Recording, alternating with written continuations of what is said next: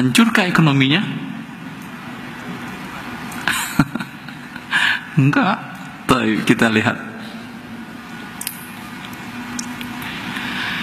Setuju tidak setuju Anda ini pernyataan Allah Azza wa Jalla?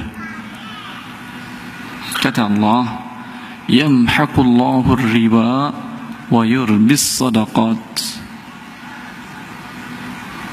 Kata mahaqa dalam bahasa Arab itu berarti berkurang, sedikit demi sedikit, sedikit demi sedikit, sedikit demi sedikit.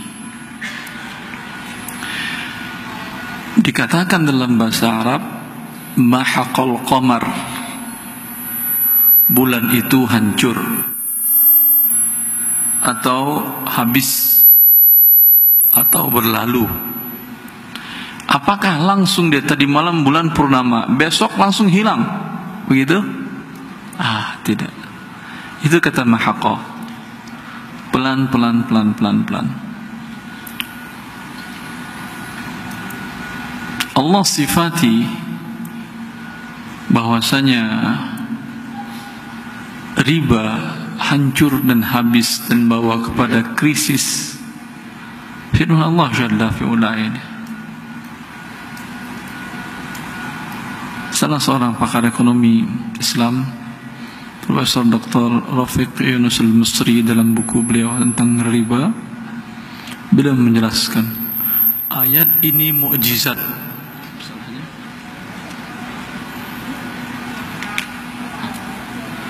Ayat ini mukjizat.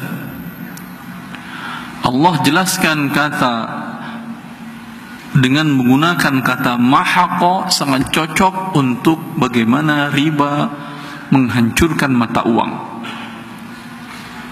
Bagaimana riba menghancurkan mata uang. Yamhaqullahu riba wa yurbis sadaqat. Allah hancurkan riba, tapi hancurnya langsung tidak, pelan-pelan.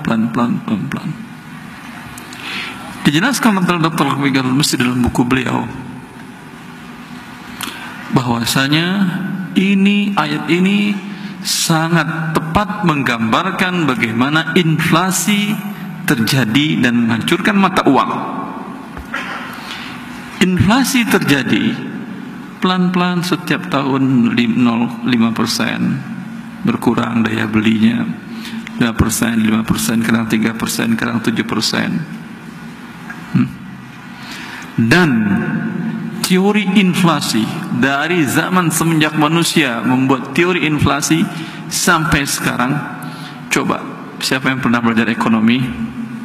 Siapa yang pernah? Belajar ekonomi nggak pernah ya, tapi Anda pedagang semua. Pelaku ekonomi nggak masalah.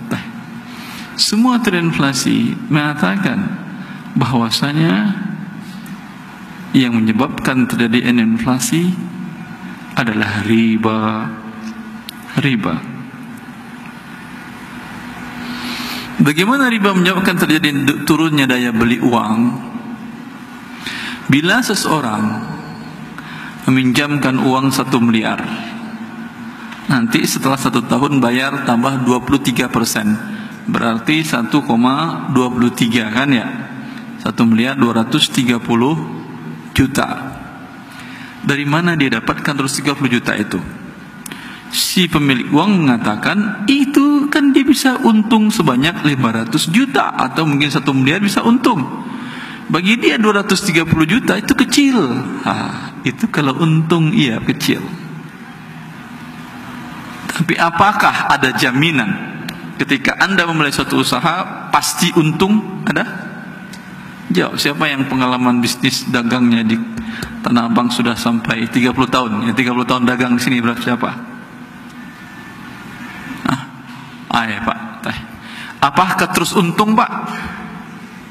Tidak. Kalau bilang iya, ada yang bilang iya, pasti dia bohong. Karena kalau dia bilang terus untung, sekarang dia jadi pasti orang terkaya di dunia. Untung terus setiap hari. Tidak ada. Pasti ada yang untung, pasti ada yang rugi. Lalu kalau dikatakan bahwasanya bunga uang itu atau riba itu adalah mengambil sebahagian keuntungan dibagi 2, Sebagian untuk pemilik modal, sebagian untuk si pengelola. Itu kan kalau untung, bisalah dibagi. Tapi apakah selamanya untung? Tidak. Tapi apakah bunga ditetapkan selamanya atau sesuai dengan keuntungan? Selamanya. Berarti pasti siapa yang rugi? Pasti yang menggunakan uang pinjaman dari riba itu. Yang untung selalu adalah si pemberi dana. Dan Allah mengatakan, dia yang beri dana 1 miliar tadi, lalu dapat bunga 23% setahun, dapat 230 juta tanpa bekerja, tanpa risiko. Kata Allah, Allah hancurkan uang 230 jutanya. Rata.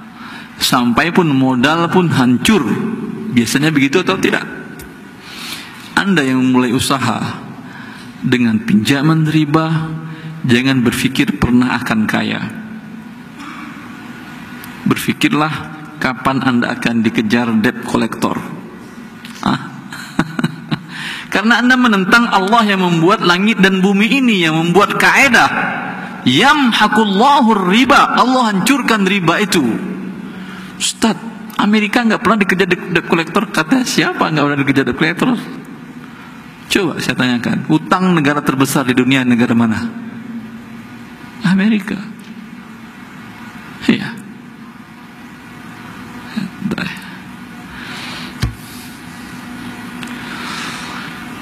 Allah Ustaz, cukup saya kira.